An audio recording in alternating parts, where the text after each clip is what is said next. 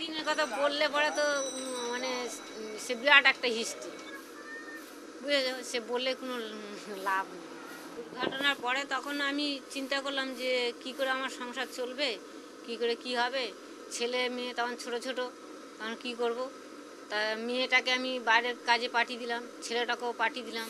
দেওয়ার পরে তারপরে আমি চিন্তা করছি আমাদের এদিকে সংসার চলছে না, খাওয়া দাওয়া করতে পারছি না। তারপরে আমি বললাম যে তাহলে কী করি। তা আমি বলি যে তাহলে একটা রিক্সা চালাও। তখন রিক্সাও সে চালাতে চালাতে রিক্সাও চালাতে পারলো না। রিক্সা তখন বিক্রি করে দিলাম। সে বিক্রি করে দিয়ে তারপর কোনোরকম কদিন খাওয়া দাওয়া হলো। হওয়ার পরে আমি আবার ফের চিন্তা ভাবনা করে আনলাম যে তাহলে ওখান থেকে কিছু টাকা পয়সা জোগাড় ধার দেনা করে টাকা পয়সা নিয়ে দোকানদারি করতে শুরু করলাম।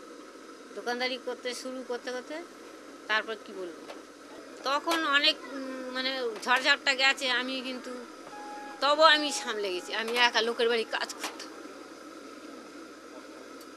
অন্য অন্য বাড়ি আমি বলতে পারবো না।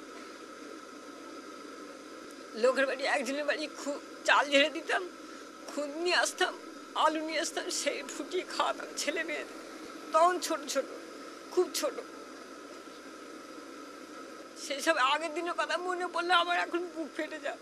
যেতে বললাম কেন, এই তো আমাদের লোক যদি একটু ইয়ে করে আলটাল খেয়ে যদি বকে ঠকে, তখন আমার সেই সব কথা মনে পড়ে।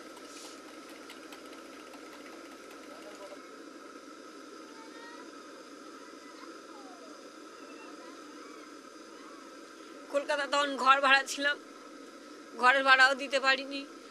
তারপর ছেলেটার পড়াশোনা করতে চেয়েছিলাম যে যা হোক একটা ছেলেটার অন্তত কিছু পাস করা, সেও করতে পারলাম না।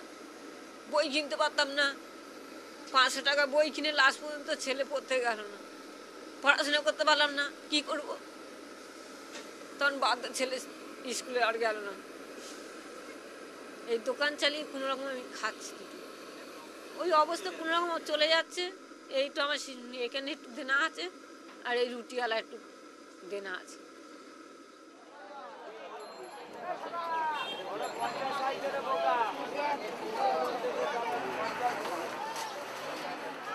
প্রথমে ফ্যাক্টরিতে এসে যখন বন্ধ হয় তখন আমি মর্মাহত হয়ে পড়েছিলাম। তারপর এক বন্ধুর সঙ্গে দেখা হতে কিছু টাকা তাকে হেল্প চাইলাম এবং 500 টাকা আমাকে দিয়েছিল।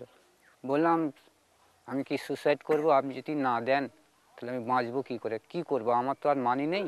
তখন একবেলা আলু সেদ্ধ ভাত খেয়েছি, বাড়িতে ছেলে মেয়েদের বলেছি এরকম চলতেই হবে।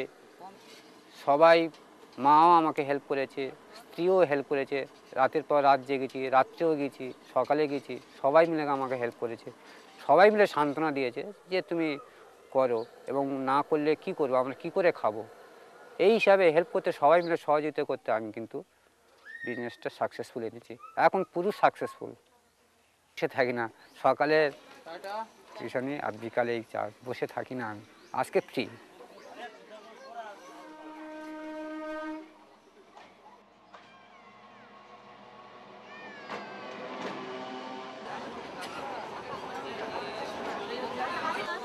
দুটো জায়গা থেকে এসেছিলো। প্রথমে একটা জায়গা থেকে এসেছিলো, তখন আমার 12 বছর বয়স।